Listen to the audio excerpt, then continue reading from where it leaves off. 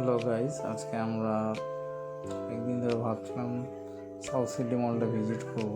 তো আজকে আমরা চলে গেলাম সাউথ সিটি মলে। দেখুন আপনাদেরকে দেখাই।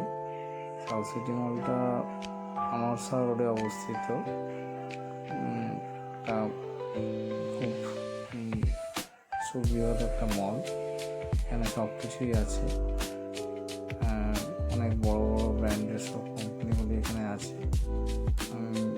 প্রচুর লোকজন এখানে ঘুরতে যায়।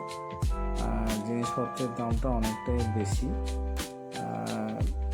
কেনাকাটা খুবই কম করে, কিন্তু ঘোরার জন্য এই মলটা খুব ফেমাস। এখানে একটা ডাইনো ওয়ার্ল্ড বলে একটা বাচ্চাদের একটা শো হচ্ছে। টিকিটের দামটা খুবই বেশি। তো আমরা মেনলি গেছিলাম ছেলেকে নিয়ে গিয়ে ওখানে একটু দেখানোর জন্য। কিন্তু আমরা এতটাই ভিড়, 8টায় শোটা বন্ধ হয়ে যায়। আপনাদেরকে জানিয়ে রাখি, 8টার আগে মোটামুটি যেতে হবে ওখানে। আর সেই ফাঁকে আমরা একটু ঘুরেও নিলাম। অনুশ্রীকে নিয়ে, আমি, ছেলে, অনুশ্রী গেছিলাম।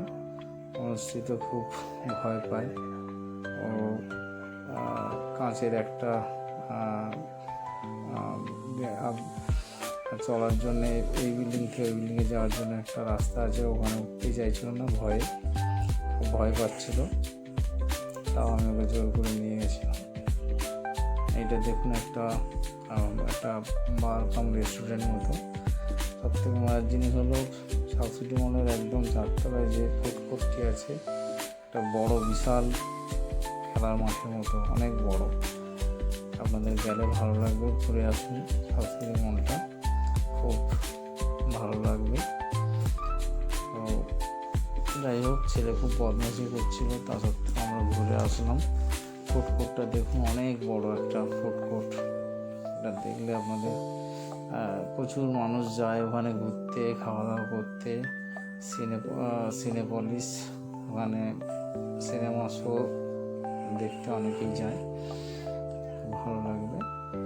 ছেলেটার জন্য আমরা ভেবেছিলাম একটা শো দেখবো, কিন্তু ছেলেটা এতটাই চঞ্চল যে ওকে নিয়ে আমরা সিনেমা হলে গিয়ে যে একটা সিনেমা দেখবো, শো দেখবো, সেটাও সম্ভব হবে না। সেই জন্য আমরা তাড়াহুড়ো করে বেরিয়ে আসলাম।